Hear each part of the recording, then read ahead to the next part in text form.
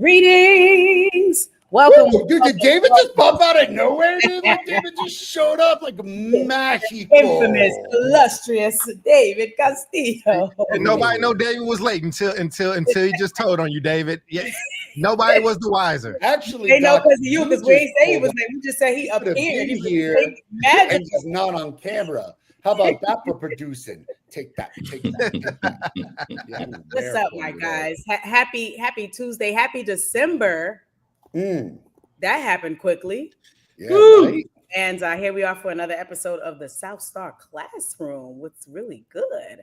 And time for my favorite part of the show, check-ins. How's it going? Omar, I'm going to throw it to you. What's going on? Man, I got three quick things to say. One, we should be doing check-ins with Bill. Every show, we should be asking Bill immediately. How you doing, Bill? Stone Cold check-in. We didn't see Bill last week, did we?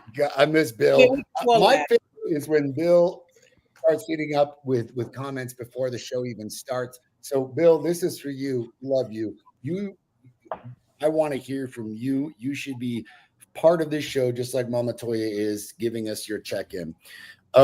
Two, I think I had the greatest vacation of my entire life, the most relaxing, I would say, this past Thanksgiving. My brother-in-law and my sister bought a condo up in Telluride, and this was the first week, I think, in like maybe 15 years where I didn't work over a vacation, where I wasn't like nuts or stressed out about something, like where I wasn't actually having to do critical amounts of work. So, man, is this what vacation feels like? Because I feel good.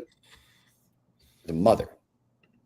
And that is how I am doing. That's my second thing. My third thing is, how are you all, my radiant, beautiful co-hosts? Jubilee, you look beautiful. You got the poinsettia in the background. I love Christmas. You know, Mom was in town, so we went shopping together. You gotta do what she says. So where's Mom's at? Hold on, where is she? Where's my boo? Where's my boo? I gotta tell her you were looking for her. I'm gonna have to call her. She's gonna be on here. She about to get on here. She comes and watches us. I know you think she comes to watch you. We done had this talk. Let me tell you something. She loves each of you. She has things she loves about all of you. It's fine. She loves Omar's hair. She loves David's calm. She loves Charles's spiciness. Okay. Spiciness. What the hell? What the hell? Kind of spicy. Man, what do you mean? What the hell? Man, you are spicy as fuck, and I love it. It gets the people going. And that nobody's coming to save us. You know what I mean? So that's right. But yeah, my mom loves when you go like that, Omar. Like when you fix your hair, she thinks your hair is amazing, and and she loves you because you also. Omar is a supermodel out of us. He's the most interesting man in the world. Indeed. But side note, I just want you to know when Omar came to DC on a hot summer day and we connected in DC, I want you to know this man, after I got a fresh silk press, looked kind of similar to his hair, but just a little bit more black hair. Asked me if I wanted to walk or take an Uber. What do you think I chose? Uber. Of course. Thank you, David. Yeah, of course. Yeah. Because I had to teach Omar. I was like, do you see this? This is, well, not this, but this is a silk press. I can't walk with this. I'm going to have an afro in 2 seconds. So we learned about black hair that day. Anyway, I'm throwing it. And I feel good about that and sad because I saw Chris Rock's show Black Hair and I should know better. But it's always good to have that reaffirmation. Man, you all right, man. No, you are. It was a big deal. No, that was just my way of being like, man, that was a good ass movie. I mean, it was. And my hair was laid. I might do that again. Okay. Beautiful. David, what's going on? I empathize with your situation, Omar, because I remember that too. Like I was even when I was a teacher, I don't felt like I ever got like good vacations, but I spent like like 15 years as a principal, different schools. And it was just, I never got to that point where I could actually enjoy a vacation during that time. I just never got there. It was like Murphy's Law. The minute you get on the road or at the airport, your phone starts blowing up and you're like, yes. But dude, dude, that one right there is what always kicks the shit out of me. I like, I tell everybody, hey, I'm out of here. Let's get everything resolved. Let's get everything worked out. Let's get everything signed. I'm working triple to take some time off. And then the minute I'm gone, the minute I'm somewhere, the minute I get to the airport, oh, fucking, we got this emergency. I don't know what the hell I'm doing. I can't wipe my own ass. And I'm like, exactly, dude. You're like, it's terrible. It was terrible. So yeah, I'm glad that you were able to enjoy your vacation. It's great. Everything's going well, and we got out and did some golfing over the holiday week. We are the original MAGA. Trump stole MAGA from us, the Mexican American Golf Association. So just another, it's a real thing. It's a real thing. Yeah, that's awesome. Just another example of Trump being a dirtbag and a thief. Yeah. Because he was thinking about y'all specifically when he took that, huh? He was like, yeah. I met that David Castillo and screw him. We taking the name. Yeah. We need that. We need it. I'm very tired. I'm good. I'm good, but I'm very tired. But that's good. The Bears are number one in the NFC right now. This is just number one Bears. Just for the record, my Raiders. Gonna wear that today, but it doesn't match what I have on. So, but the Bears are number one, and then for agentic stuff, the shows are doing well. Stuff is going viral, but people said let us know when the new merch is out. So I have the new merch is up. I have on the agentic shirt. Yes, I know the new press is come. So that's nice. This one, the the agentic ones with the that's there. I think that one has sold out though. This is there, fully stocked. Pink. I know the ladies always make me do crop tops too. I have to do those. I do those after whatever sells out, then I'll come back and do them. So yeah, I'm good. And then we do have the OGs back in stock. These sell out after the week after I put them up. So there we go. We good. That's my check-in. I need to be a better businessman. I need to sell my shit and sell my shows. So because we're never gonna get the endorsements for this show because of Omar. So I have to sell shit in other places. Man, this man right here, man, I get conflicting production notes left and right. It's like, man, be yourself, be you. And then like I'm me, and he's like, be less of you, be this version of you. Listen, kids. Listen, boys and girls out there watching. No. You want your friends and your co-hosts to be themselves. Be you. But you just need to have a backup plan if you need to make money. So like, yeah, there we go. I just have a backup plan. This man right here. I want to make some money. Like, I got to stop cursing in there. I have to stop talking trash about the Republican Party and you Trump. Said, listen, I'm in talks with Monster, and you said something to the effect of, well, fuck Monster. I did not say that. I did not say that.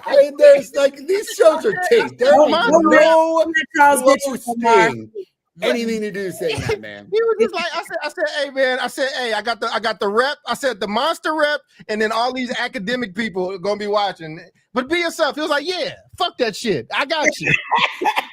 You got to find that clip. We don't know. Well, I don't know if Omar would ever say anything like that. Well, I don't have my Monster deal right now, so I know it got said, but it's okay. But I do love Omar. Omar is one of my favorite people. Just for the record, though, because this is what friends do. I don't know. I got to finish talking with Monster, and he did get me banned from TikTok Live. I am banned from TikTok Live because of Omar Yanard. Really? In the middle of the broadcast. They flagged me in the broadcast. Omar was like, "Oh shit, my bad. I said Omar." You just Did you guys go? because I had it. But let's get to the show. I love Omar. Don't change nothing because it gives me great fodder. I love it and I love you. This is just the realities of business. So help me out because I'm poor. And so Omar can curse. Go to charlescode3rd.com and buy this stuff so I can keep funding the show. There we go. We got you. Okay. I love the pink. Shout out to Toya. Thanks for joining us, Mama Toya. All right. So today's episode, we are at 214. Who would have thunk it? No, and I'm saying this like this on purpose because I need to have the emphasis, but it's no hablas español. Okay, that's today's title. When speaking your home language gets you in trouble. Imagine that you go to school, right? You hablas español or you parle de français or whatever, or parle français, whatever your language is. And you're chatting with a friend of yours in class, and your teacher addresses you on the way out of class and tells you you can't speak your home language no more because the other people in the class, they can't understand what's saying or whatever reason the teacher gives that is against you speaking your home language. Well, that happened at this school in Kentucky, I believe this is. So I want us to take a quick look at this clip, and then we'll come back. Oh, that gives way more context. Okay, you ready for me to play it? Yeah. Okay, I'm not looking. I had to be on the other screen. Talk to you Gotcha. about speaking Spanish in my classroom, and It's now low. I'm the one. Yeah. Because I'm asking you to meet my expectations. We didn't. and you're Okay, not. but we didn't know that was a policy. You could have reminded I us. have been talking to you about it since the beginning of school. Every time you talk in Spanish. You just But say. why? You just tell us to stop talking. Yes, you don't but like. why? Why do you think I do that? We don't know. Okay, we were like, two what? reasons. One, it's unfair to other people. You're speaking a language that half the people in the classroom can't speak. So it makes it seem like you guys are talking about them. Two, today I had a girl breaking down right in front of you guys, and you guys were giggling, and then you started speaking Spanish. Who was breaking down? Because we don't focus on anyone but ourselves. If I'm talking Spanish, I'm talking Spanish to her because I know obviously no one else can understand me. Yeah. Okay, but why? Why do that? What is the point of that? We always do it in What? ceramics and Yeah. Okay, but it's I'm just not the in, teacher of like, ceramics. But I'm not the teacher of ceramics. I know, but like Well, I'm I'm not not ever teacher. saying Just- anything bad in Spanish. yeah. Like, we literally just speak Spanish in But general. that is my request. It has been my request. So it's disrespectful when you don't do what I'm asking you to do. Okay, well, just like next time, because like we No, just no, no. didn't There's know. not going to be a next time. So just because we speak Spanish, you're gonna automatically think we're talking about someone in the No, class. and I understand some Spanish.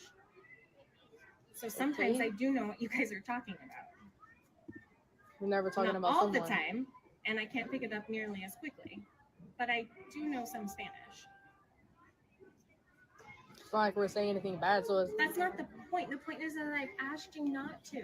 yeah, but we didn't know the reason. So we were But taking you it in didn't it. We ask were me. Kimberly, you didn't ask me. You because I didn't feel like ask that's me. something you should also tell us. You're the teacher. You're the adult. Why do we have to? That's right. I am the adult. And Exactly. you are to do exactly what I tell you when it's in my classroom. And If we- I tell you not to speak Spanish, there's a reason. I don't have to give you a reason. You're supposed to do it.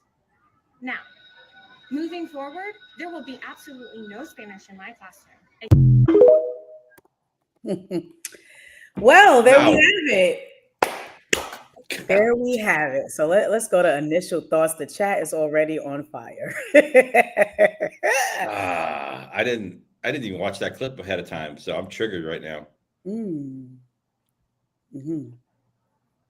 I mean, my initial thoughts are, I think this teacher, not because she's a woman, but is just like taking it to a level where it doesn't need to go to. It's like she's like personalizing it, getting emotional. I've been in that space too as an educator, and then I've reflected and be like, oh man, that was all about me, I think does the district have a policy around language? I think most school districts, I know any school I was part of, we had policy that said, like, if you were talking about something pertaining to a lesson or an educational activity, you speak in English, unless it's like an ESL class. Mhm. Outside of that, at lunch, free time, whatever, students can talk in whatever language they want, right? And so I think the other piece that I heard was like, you just assume that since people are speaking a language that you don't understand and they might be laughing that they're talking about you, they're making fun of you. I think that's a whole other.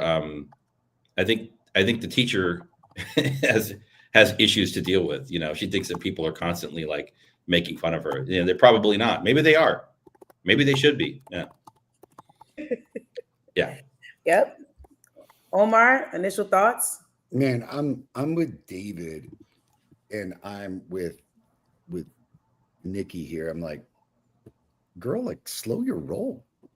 Calm down. Because it's taken from such a personal extent of, Yeah. This is my classroom. This is about me. I'm in charge. And I'm like, really? Okay. Like, one, I smell the insecurity from like a mile away, and it stinks. And I don't like it. B, what you're doing with unknowingly is not communicating in an effective way about how to create a participatory or inclusive environment. What you're doing is chastising students for speaking a native language. So, you know, it's like, you know, if two kids got like a secret language that is something besides Spanish, are you going to handle that the same way? But you're doing it in a way of chastising as opposed to cooperative, inclusive, you know, getting into an environment of like, yeah, like, hey, this is cool. I get it. However, here, did you think about maybe how some of your classmates may react to this or what their interpretation may be? She's supposed to teach. And in teaching, one is hoping that you're imparting a learning lesson. And what she's doing is some like bully pulpit lecturing. And for that, I think it's just like that in and of itself is just a terrible approach. But if I got to think to myself, like, David, if you and I were that kid, si empezamos hablando español in the middle of class, and then all of a sudden some teacher comes up and it's just like, what are you two talking about? You two in your Spanish, I already told you. You know, puedo hablarlo español. Oh, I can understand some of the words you're saying. Like, yeah, all right, Sam Snead. All right. Lady. Yeah, it becomes a cat and mouse game.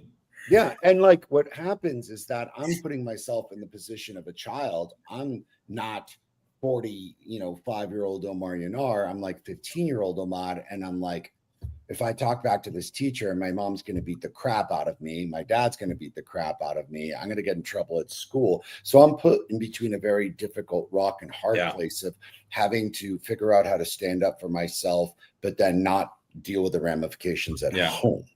It's, man, this, I mean, and I think one of the reasons why I'm triggered is because my parents would get beat by their teachers for speaking Spanish in class. Right. My mom they would literally get hit with a stick. Right. Correct. In Texas, right. In deep South Texas, which not too long ago was part of Mexico. Right. No longer, but it feels like there's this conversation about language is tied to this current. It's like people they don't remember the history of this country. Like, we are such a young country. And all of a sudden, for some reason, and you see it all around, right? With the immigrants coming over, right? The immigrants, why aren't they assimilating? Assimilation is not what makes the United States of America a great country. It's our diversity. And that includes our diversity of culture, our diversity of religion, our diversity of values, our diversity of language and communication, right?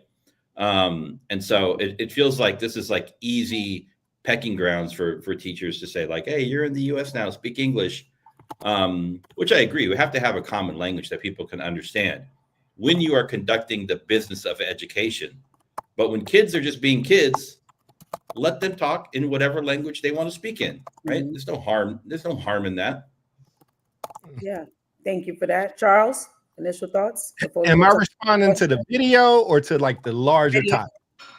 The video, there's a lot of context missing. I think it's easy for me. I agree with y'all. Like, I think just from what we saw, obviously the young girl was taping for a reason. I don't have the context before or the nuance of it. It sounds like this has been a conversation or an ongoing thing, and it sounds like they're kind of messing with each other. I think the teacher may not have handled it well, but again, I don't know what the first conversation sounded like.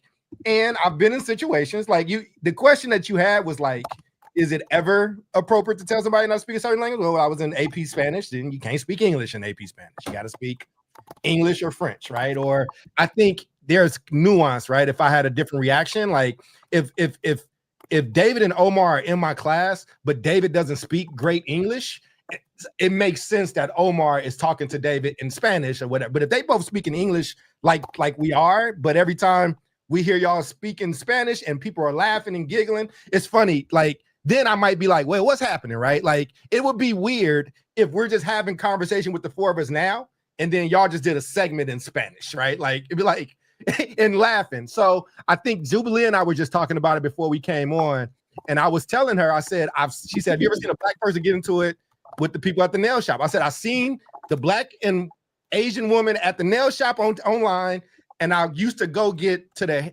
beauty supply with my mom when she would go in, and I've seen that happen in different races where it felt like the people behind that ran the store was laughing at people out there. So again, on the video, I don't have much to argue with. I think the video is kind of low-hanging fruit because where the world is, where this immigration stuff is, I agree with you all. The lady didn't handle it well. She wasn't on it. But when you ask the larger question, is it ever appropriate for an educator to say that? I think that's a more nuanced question. I think there are moments where it's just racist and wrong. I think there might be a reason for other moments. Like if you're somebody that's like, I have immigrant friends where their parents don't let them speak their home language outside of their home. Like it's like a thing. It's like a thing. And I think one time in high school, I had a friend who was Dominican, but he looked like me, and we was chilling. And some cats started speaking Spanish, but they was talking shit about him. And he was like, and he responded in Spanish, and it got real awkward. So I've seen it happen. And you live in New York, Jube. So, you know, there's more black Spanish people. So I agree with everybody on the video reaction. I just, to make the show interesting, I can go nuanced on the larger conversation. Yeah, for sure. So yeah, I mean, you can post the first question. You kind of segued there, so that's cool. Yeah, when, if ever, is it appropriate for educators to restrict a student from using their home language? How does this affect their sense of belonging and identity in school? And so for me, my response to the video was like, it pissed me off, and it doesn't matter if cheating was a thing. Like if they was over there going cuatro, right. Cuatro, if cheating. Right. But for me, whatever the reason is for a disciplinary conversation has to have been a violation in any language and in any forum. Right. If that's not true, then you're wrong for addressing them. Right. And it also has to be true for every student that speaks another home language, not just for those that speak Spanish. So if you was doing that for two students that use American Sign Language, which is a language that people don't understand, Polish or French, Korean, Japanese, Congolese, and that would be, then maybe we can talk about that. But I have a feeling that this is not that, you know, and so that's what pisses me off. Like if you can't reinforce it across the board, then it's not fair. It's them being targeted. And but we don't know what the context was. We don't know I know that this lady kept repeating. We don't know if nobody else in the room can speak any different things. Who cares? We don't know. But that's the context that you just gave. You said you made an assumption about what happened. I'm saying I don't have enough information to extrapolate into something larger or claim to know this woman's hardened if she's racist or claim to know if these kids were just being innocent and getting picked on. Right? I don't know. I don't care. We're not gonna have a logical conversation about it. It's just like it's not. It's this teacher to me. If this teacher was in my building, I would have wrote this teacher up. I would have had a conversation, but I don't think by any means you should be redirecting kids and outside of, again, violating something that's in a disciplinary code book, which we would all say, okay. All I'm saying is you might be right. I'm just saying we don't have enough information to infer. I feel like I do. I think I have enough information for a teacher who keeps on repeating, I've told you not to speak Spanish in the classroom. That's not the issue. If your concern is that they are being negative in class, if they're being disruptive, that's general. You don't want kids to be disruptive in class. You don't want kids having negative conversations or rumors or gossip or whatever, because that's not positive and that's not helpful in cultivating a healthy environment in a fucking classroom. Right? Yeah. How and so that has nothing to do with them speaking Spanish. Omar's happy somebody else is cursing. Continue. Yes. That has nothing to do with the fact that they're speaking in Spanish, right? Those are actions that we don't know what they said. We don't know what they heard. Like, this is all I'm saying. Listen, she made it I know David's trying to get in there, so I'll land my plane right there. It's okay. I'll continue to allow Charles to defend white supremacy. Go ahead. This is where I think the problem comes in. I think that we think everything is super racist. We think everything is out of bounds. That when real shit shows, let me finish. When real shit shows up, we when you respond like the sky is falling for everything, then nothing matters. If everything is a 10, nothing's a 10. What I'm saying is, I don't know the context. I said Jubilee could very well be absolutely correct, and all that could be true. And this is a horrible teacher, a horrible person, a horrible racist. But what I'm saying is there were a lot of assumptions made and a lot of big decisions and declarations that just got made, and we don't know the context. What if they were talking and that teacher heard Bendejo and were like looking at her and laughing, right? But that's not the point. The point is that it would be Bendeja. Bendeja. They were talking about a guy if they was doing that. I got you, right? David. What I am saying is it's not about the language. It's about the action. If it stands true that if I say that somebody's a mother pucker in English, Spanish, French, whatever, that's just rude across the board. You shouldn't be using any sort of offensive language, no matter what language, in the classroom. So it's about the action. It's not about the language. The lady in that video made it about the language. I told you to stop speaking Spanish. She made it about her. I'm the adult. You do what I say. She made it about the language, and she herself made assumptions because she didn't ask any questions about what they were saying. She assumed that whatever they were saying was negative, and she made it about the fact that she couldn't understand what they were saying. Listen, I just disagree. I feel you. I just don't have enough information to fully agree. That is my information. Another angle here, another like more technical angle here is like this teacher doesn't get to make up rules for her classroom like that. Right. So I don't know what school district this is or where this teacher is teaching at. If it's a private school, they can probably do whatever they want. But there are protections around speech. Students do lose a certain amount of like speech privileges. You don't have, students don't have like full First Amendment rights when they walk onto a school campus. They lose a bunch of them actually. But they do retain a certain amount of their First Amendment rights. And so if you are conducting the business of education, again, going back to like a lesson, right?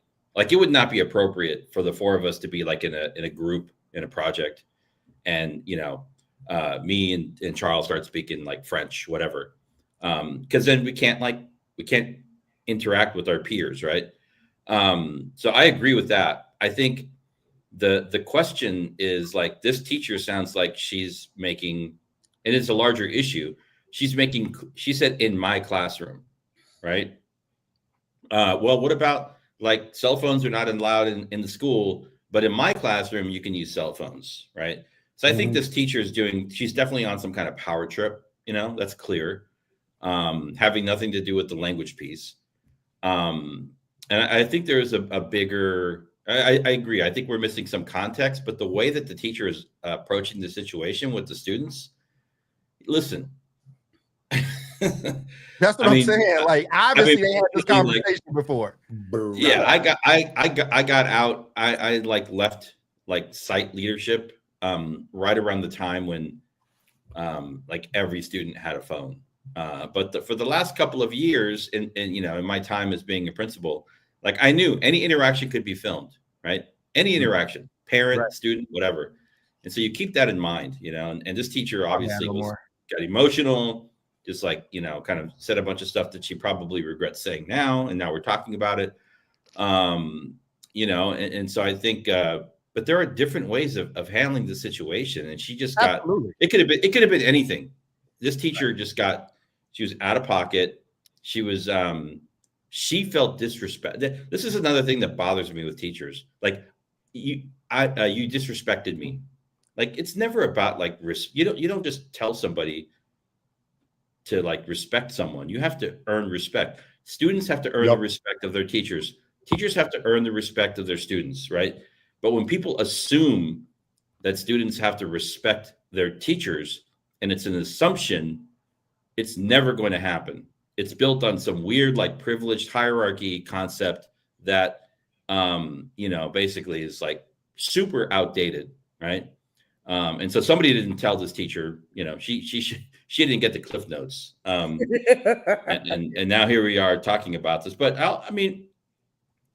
don't know. I mean, I always, as an educator, I always erred on the side of caution. Yeah, when I would clearly try and limit any kind of like student speech or movement or thought, because that's not my place. It's just not my place. You think about it differently. And my question for David, for Doc, because I think Jubilee and I feel very similar about this, is regardless if the kids were speaking Spanish, sign language, or what the context is, would you have approached a student in that way and spoken to a student that way? Well, I would hope not, right? I say no, but what I'm saying from the context clues of the conversation, this is obviously not the first time this happened. There's obviously a phone that's teed up in her lap at capturing this. Like, I agree with Alonzo. Alonzo says, since I arrived late, I went back to the video, and I can honestly say this is not the first time this happened. She obviously recorded herself to show her friends later and have a good laugh. Like, that's what I'm saying. Like, there's an antagonism that's happening that students do, and you got to kind of deal with. I think that this teacher lost their cool, but I've had teachers lose their cool before. Like, it seems like it was told a few different times, and that's why they're having a back and forth. Now, should she have stood there and argued with a child over and over? Probably not, but she probably got frustrated. Again, and there might be some larger thing. I just didn't want to extrapolate that. And what I was saying was, well, all I'm saying was that, like, I just didn't have enough information. That's why I said on the topic as a whole, I can have a different conversation. With this one, I'm like, I can tell when somebody's fucking with you as like an adult. But to answer the question, I've been in at least 5 or 6 classes where there was a banned list of words that we could not say or conversate. It wasn't curse words. If you go look up banned words in classrooms, you will see a never-ending list of shit. So here's one I just pulled, right?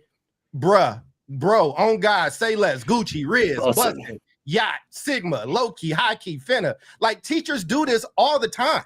Like, that's what I'm saying. Like, it's not the same as a home language, though, that like something born and raised speaking versus trying to let a white person tell black people that they can't utilize localized slang in their classroom. It's the same thing. I've had white people make that list. I've had black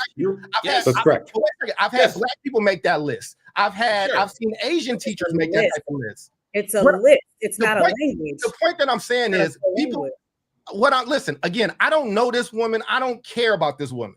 I don't care about nobody in this scenario, to be honest with you. I don't know these people. What I'm saying, though, is like you could 1000% be fully correct in those assumptions. But I can't sit here with my full chest out and cast aspersions when I don't know what happened before, what's been happening all year, the conversations. Yeah. We have all had teachers, and y'all have been teachers. You ain't never lost your cool on a student in his classroom. You ain't never had to go back and reflect and be like, you know what? I kind of blew up on that. Like David said, I had some moments where I was trying to, I don't want to speak for you, David.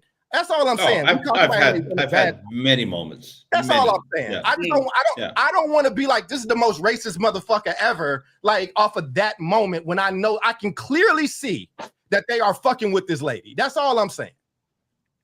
I hear you. God, yeah, but you have to also listen. I mean,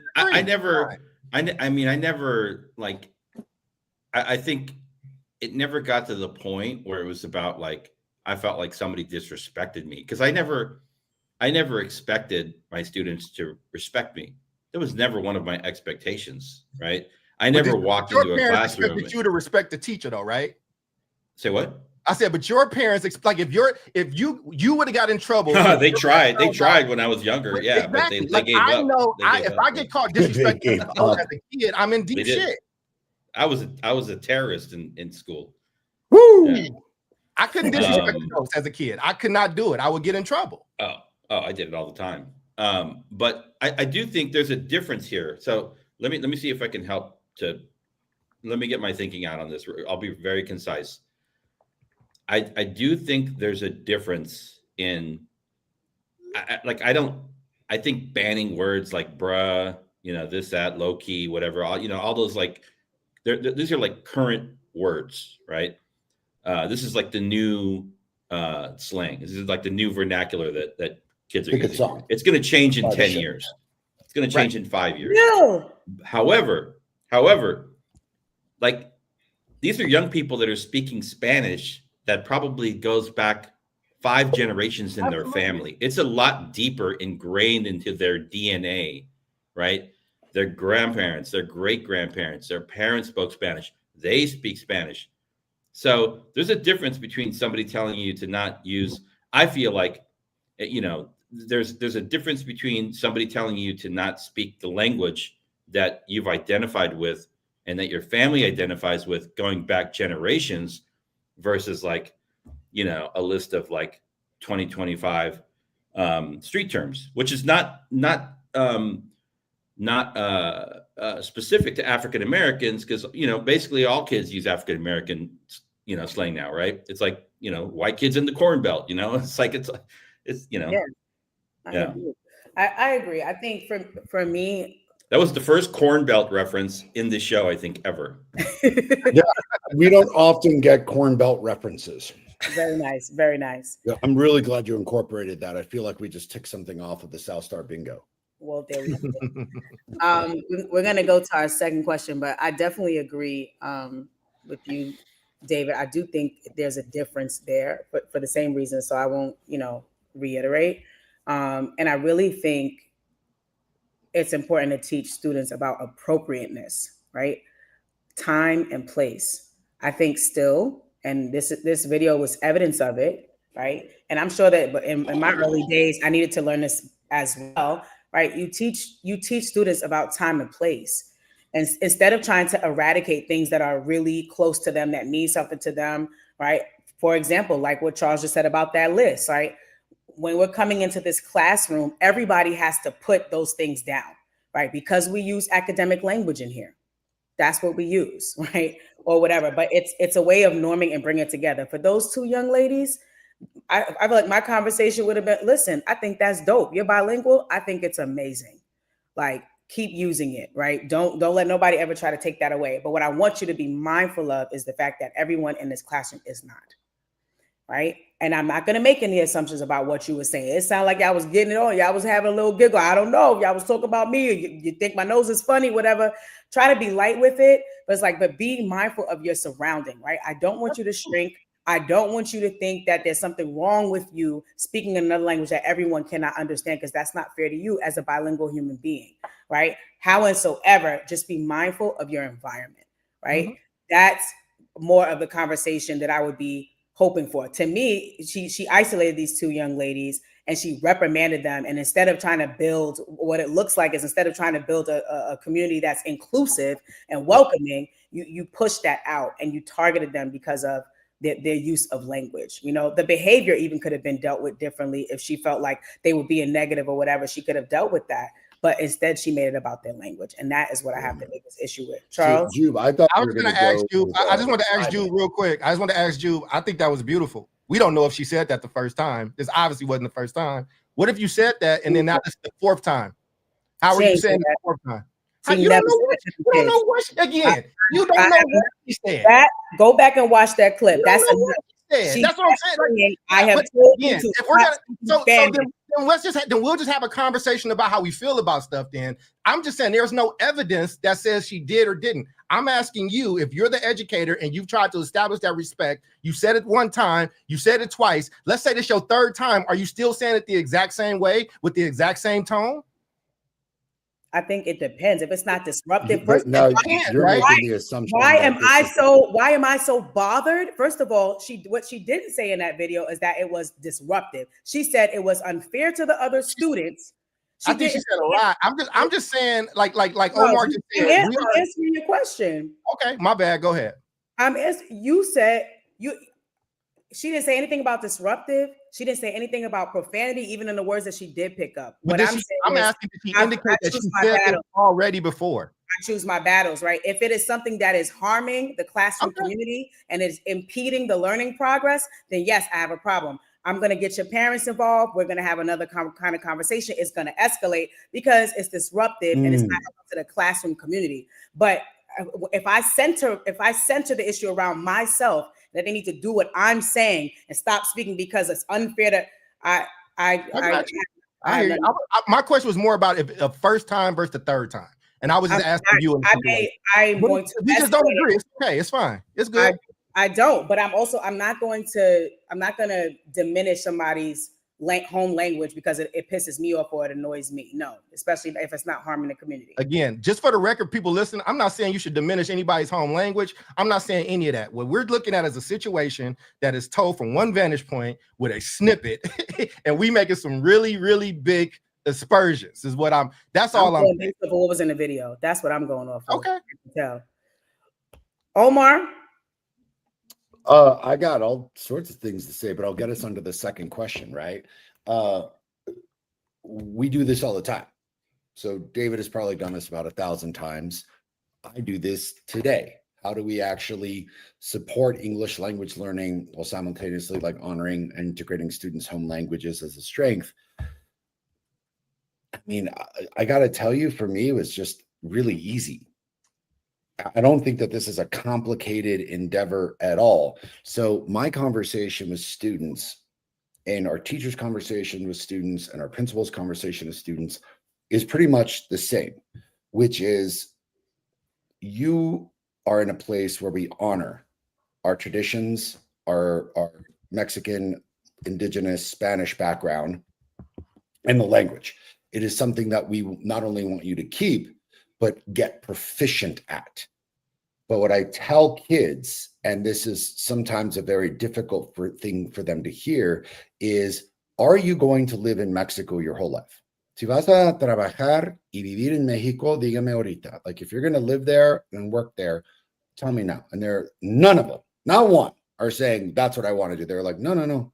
Queremos quedarnos aquí. Queremos entrar a los Estados Unidos. I was like, listen, then you have to be two people. You need English as much as you need Spanish, but you're going to be two people and you're going to be doubly unstoppable. But right now, your English is here and your Spanish is here. We've got to get them caught up. So that means that we need you to answer in English, speak in English. We understand that it's going to be difficult. We understand that it's going to be something that you may not want to do in front of class. So then it gets into the mechanics of classroom instruction. So we do a lot of small group work and then a lot of think, pair, share, so that kids can speak to one another in a comfortable place without getting called out in front of the class to practice their English in a safe place. And then what they do is they practice it with two people. Then they practice it with four. Then of the four, we ask, okay, one of you, it's not going to be the same person every time, who feels the most confident to repeat this in front of the class. So they've already had 2 times to try it in English before they speak it in English in front of the group. So what you're doing is creating a safe environment. You're creating a definitive why that they need to learn English and practice English. And I always tell kids, your Spanish is going to always improve. This is what you're speaking at home. We're speaking at here. I encourage you to read in Spanish when you can. This is going to make you unstoppable. Otherwise, this is verbatim, and you may not like this language. I may get banned from Monster for saying this, but I literally say, do you want to be a slave the rest of your life because you don't understand the language? People will take advantage of you. They will take advantage of you and destroy you legally. That car loan, that mortgage loan, predatory lending, all those things that you cannot read in English. They will take advantage that you don't know English, get you to sign things, and make you a subservient human being, a slave, someone who is going to constantly have to serve others. Is that what you want? They're like, no quiero eso. Like, I don't want that. And I was like, this is how we couple the two. And it matters because it's coming from someone whose Spanish was their first language, who speaks now good Spanish, good English, I guess good enough on both. Charles would disagree with my English use. I would not. I love my English use. Listen to me, Monster. I love you. I'll drink your drink on this show. If you give me a Monster Energy drink. I had to go back to Red Bull. Oh, there it goes. We just lost the Monster sponsorship because you gave up. You gave up to the bull, baby. You gave up to the bull. You know, Red Bull ain't even calling. I'm hurt right now. Monster, I'm sorry. It's my fault. Please come back. I fully this is what I was saying. I fully agree. Listen, man, I think this. I think you should be able to have solace in your home language. I think you should be able to be who you are. Like I wrote about this in my dissertation. Like Bronfenbrenner talks about this. Part of the reason Black kids and poor kids do so poorly in schools, with the majority of teachers being white, is that white people talk in their home normal language in schools, and Black kids have to do a double translation, meaning the way they talk at home is very different from how they talk in the building. So that's why I was asking, are we reacting to the video, or reacting to the larger issue? This is why I think it's important for kids to be represented by people that look like them in the teaching force. Because here's the thing: even if those kids were being assholes, they're not going to be able to get over on David about that shit, because David know what they saying. David will be like, cut it out. Let's move on. Let's do whatever, right? Like that's the larger point that I was making. I think, but there's a lot of me that I had to like put back or not be able to have in the classroom. And at times it sucked, but at other times you just had to do it because it's like, and I get what y'all are saying. I think y'all are saying the right thing as educators. Like David said, don't expect students to respect you. As a student, as a consumer, my parents would have gotten my ass if it came to see that I was being disrespectful to an adult. I couldn't even talk back. I couldn't even publicly disagree with the adult at school at the time that I went to school. So I get what you all are saying. I think people should have the home base. They should always have it. And that's why I was asking questions like, if David can't speak good English, but Omar can, then leave him alone, because there is something that's happening here. But I could see if they were trying to level set the room or have a discussion where everybody's in it or whatever. But again, I don't think that person handled it well. But the larger issue, how you can support English language learners, like let them know, like this stuff takes time. It's hard. English is a really difficult language. I think English and Chinese and some of the like Eastern European languages is some of the hardest and most harsh languages to learn. It's difficult. I can see it being really frustrating. And I have friends who are immigrants.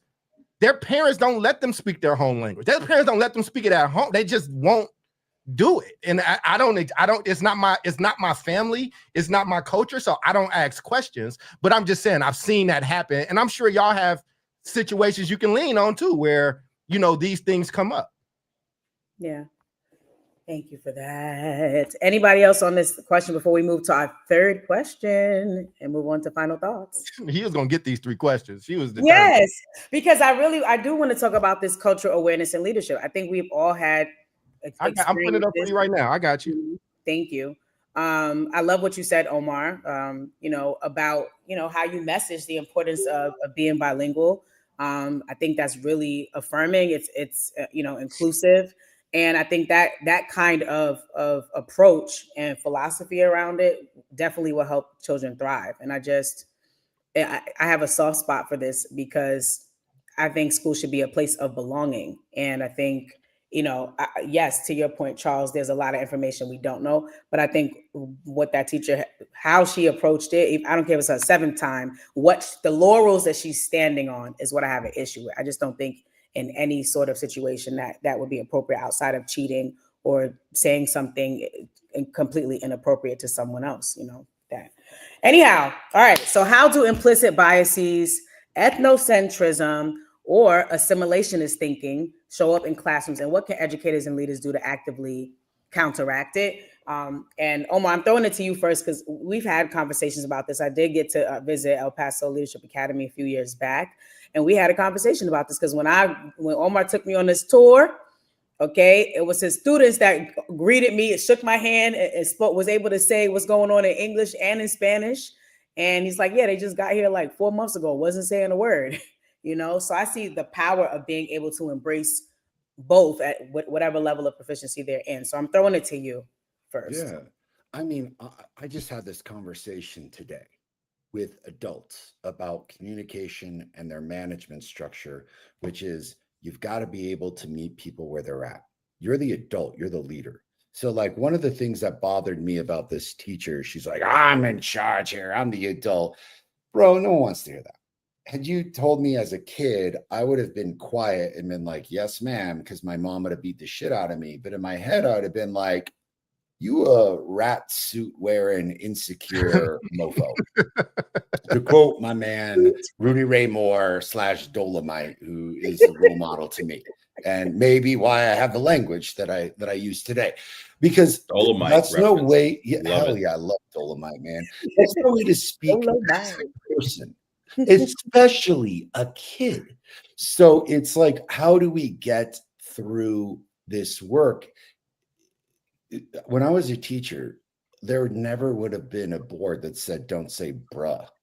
Oh, bro. Or thin. Look it up, man. It's crazy. Like, forget about, like, that's nuts. I would have actually encouraged kids to come in and then made the parlay of being like, dude, this is badass. This is how you speak at home in the streets. Let me teach you some of the language we use professionally so we can use both, so that we can add this to your like arsenal of code switching. Because when kids saw it as a positive and as something that they could grow on, and another thing that makes them stronger and more unique, they gravitate towards it.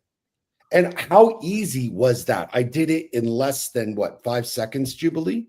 Yeah. So how, like, this is the thing, is that because most teachers in the United States are white women,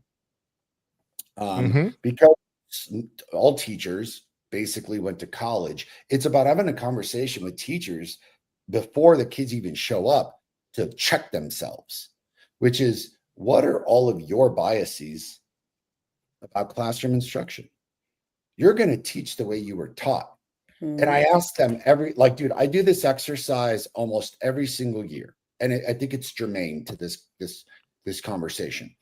I asked all the teachers to like stand up, and I count them out, and I'm like, okay, so here is the, 70 teachers that we have, 60 teachers that we have. And I just do the percentages in my head. All right. I'm going to need like 8 of you all. I need you 8 to come over here and stand right beside me. And I need the 52 of you all. I need you to go in the corner. Like, go over there, go to the corner. And they're like, what? I'm like, just follow me. It's a little bit of an exercise.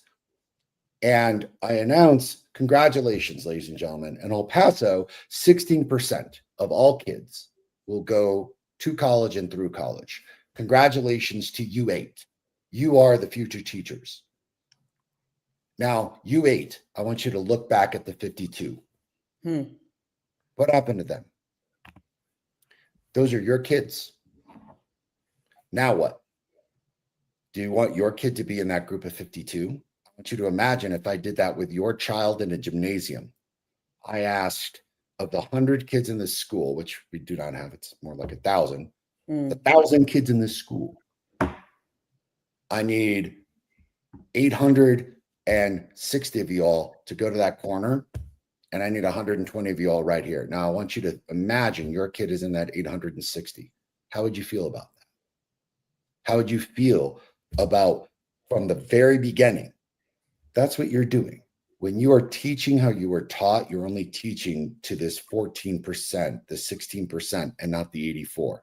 So how is your home language, your situation so much different? That's why I'm like, dude, you're coming with me and we're visiting homes. I want you to see where our kids live. I want you to see the homes that live in. I want you to see the language that they're talking. I want you to see how they're growing up.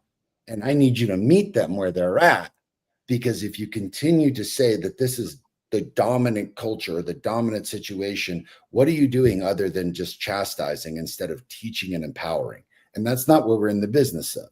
So I know it's a long monologue about it, but I think that's implicit in how I consult and how I mentor adults. I'm like, ain't no one want to hear you talk like that. No one. From Libya to Ethiopia to Cameroon to Argentina, people are people, and no one wants to be told how much they suck and how shitty they are and how terrible they are. What they want to hear is, teach me how I can gain another skill set. And I think that's the secret. Yeah. Thank you for that. Charles, what you got? I think it shows up in everything. It takes me back to Brown versus Board of Education and what it was supposed to be versus what it was. I think if you didn't decimate the Black teaching population completely, these questions wouldn't come up as much. I think Italian kids should see Italian teachers. I think Black kids should see Black. I think now it don't have to be everybody. There should be some diversity in that building. But if I go to school on a reservation, I'm gonna be inundated with Native American culture. If I go to school in East LA, I'm gonna pick up some shit. Like I have a cousin, all she dates is Mexican dudes. She grew up in Hayward, grew up around North Daniels. Like she grew up around North Daniels, right? Like that's just it was a Black Cholo girl. Hey man, well, do your chola, do your thing, right? Like I think and so when we put our kids in schools where people don't look like them, people don't reflect them, people are bringing their own home stuff into there. You can't help but have your implicit biases and ethnocentrism. But hopefully you have a good leader, a good team where you can kind of figure that out. And here's the thing. I don't like when teachers try to be what their students are. I've had some really dope Black teachers. I remember the white dude though, because he was so different. He loved rock. He introduced us to Pink Floyd. He was a psych teacher and he was in the bike culture. And why he was so popular with all the Black kids at our school is because he wasn't trying to talk slang or be like us. He was actually showing us parts of his world that we had never seen before. And I thought that was just really cool. Like this is one of the reasons I like when David talks about being a DJ, because when you look at him, like, some people are like, yeah, but it's like, oh shit, well, what show, I've asked David, hey, let me see some of your mixes. Let me have some of those because I want to know the influences that you had, like the places where we overlap and some shit that's different. Like I love Carlos Santana. You know why I love Carlos Santana? David's probably gonna be the only one who gets this because he knows Oakland. I used to live in a Fruitvale. I used to live off of East 15th. My mom and dad, the best friend I had was a little Mexican kid, a little younger than me, and my mom and dad taught them how to play spades, and we would go to each other's houses. So I had rice and beans and shit like that for breakfast for the first time and was in love with it.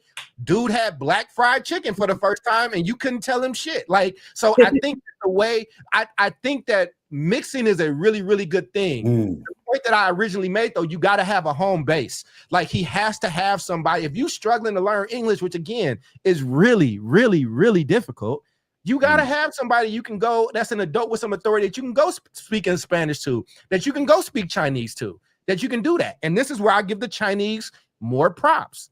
In Oakland, even though they got schools that are traditional schools and they all Chinese, they still make their kids go to Chinese school either all day Saturday or every day after school because they know that they got to be inundated with their culture as well. They know that they're learning in two different ways. So, I think that I get everywhere we're coming from with it. I get the goodness. Like, I think it's a good place this stuff is coming from. But I do think when the rubber hits the road, some of this stuff is harder to manage and solve for when you're trying to run a full school. Like, I get it. I completely understand. That's why I'm giving everybody bail. I think the little girls are doing what little girls are supposed to do. If you can make the teacher react, then you've won. If the teacher lose their shit, we used to laugh when the teacher lost their shit. We used to laugh when we could chase a teacher that ain't from our community out of the classroom crying.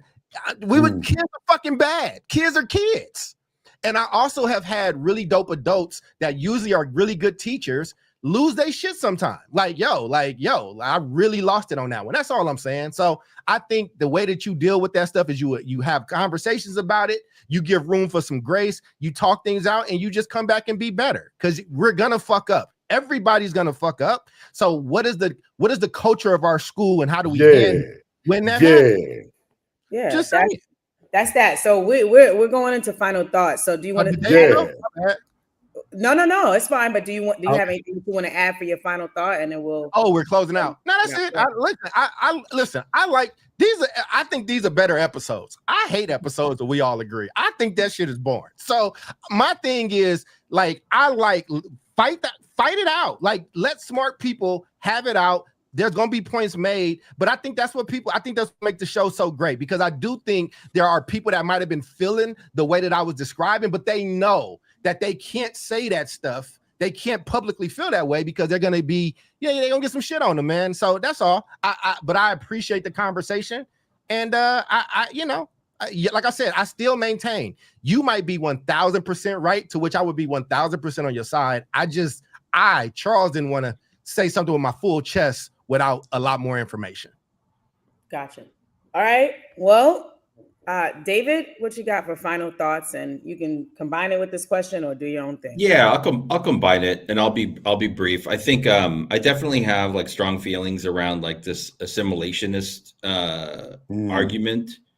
I think I don't think it's either or. And there's definitely like, even some of the people that come to the U.S. and kind of live in their own enclaves and really like retain their culture. I've got a lot of respect for that, but I'm like, I don't know if that's really sustainable over the long run.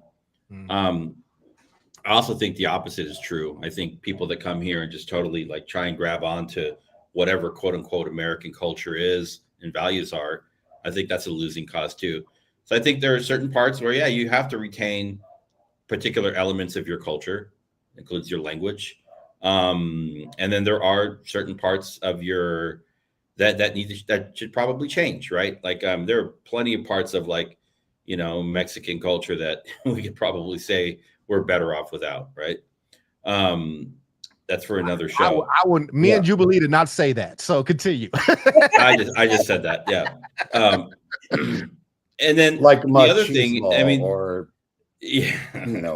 come on. Like, I don't like the machismo shit. Yeah. I think the other piece I have to share, going back to the start of the show, and thank you for putting this together, Jubilee, is I think one of the other triggers that I had was this teacher was approaching the situation from a deficit kind of approach, right? As opposed to like an asset mindset, right? And that I agree. Sometimes that stuff can be a little like too whatever for me. But in this case, it's like it's a big deal. It's somebody's language, right? It's part of their culture. And to view that as some kind of deficit that young people are bringing into your classroom, forget the technical parts of it, what came before, what came after, but that's a pretty serious like issue, right? Educators, school leaders, system leaders, especially in any school district in this country, which is growingly diverse by the minute, that refuse to look at culture, the culture of their students, the culture of their families, the culture of their communities as assets, right? To enable and activate real learning and real sharing and real growth. They've lost the plot. They've really lost the plot. Unless you have a narrow mindset where you're just like, you have a vision of what you think, people should be, how they should talk, how they should walk, what their hair should look like, let's get down to like, what's in your lunch bag, right? What are you bringing home from lunch, from home? So it's really about control at that point. And I feel like this teacher missed the mark, and, it's the one teacher, you're right. But it's just much more about control than anything else. So I hope she's learned her lesson. I think my only comment on that is I've dealt with this before, and David's dealt with it, and we've dealt with all these teachers. I dealt with a very racist teacher in 5th grade. And sometimes these teachers think, don't they know that we're doing it for their own good? You're going to live in the United States. You need to be this and you need to be that. And I mean, hey, my question for those like monkey ass motherfuckers, like mostly white women, Hey, monster. like, how the fuck has this worked out for you? Yeah. I don't think this has really worked out for you. No one likes your ass. You think that you're helping someone when in reality, what you're doing is handicapping someone. Yeah. And Yep. my only comment is we did a whole show on code switching. And I think that is the secret. If we explain to children and to students, here are different languages, different ways of gaining access, different ways of like treating, like, do you handle yourself at your abuelita's house different than you do your own house? Do you treat yourself in the streets as differently than you do at your house or your abuelita's house? And they're like, no, different rules. And I'm like, exactly. So why don't we learn all the different rules and the different ways? Because then you gain greater access, you gain greater power, you gain greater abilities, more friends. Here's the, and it's what David is saying, here's the asset-minded way of having this discussion so that students understand I get to celebrate what I have. And it continues to give me access to these places. And now I've got a key for something else and a key for something else, much like Doc was talking about with Pink Floyd and everything else. Dude, those are keys. Those are great keys. And I listened and learned those keys. And I got to tell you, like, you know, for the lack of Latino movies that existed in the 1980s and 1990s, and why I went deep into like African-American culture and cinema, like those have been keys. And I don't use them as keys. I have a deep adoration for like Black culture. I frankly, I have no idea where that came from, to be perfectly honest with you. I fucking love it. But you can't tell me that's not a great code switching key that allows me to understand and have access to different understandings and cultural components, much like speaking in this way with a very fluid dichotomy and lots of very large scale words that ain't F-bombs, another key to another place at another access. So on that note, ladies and gentlemen, Jubilee, you're our host. Take us away.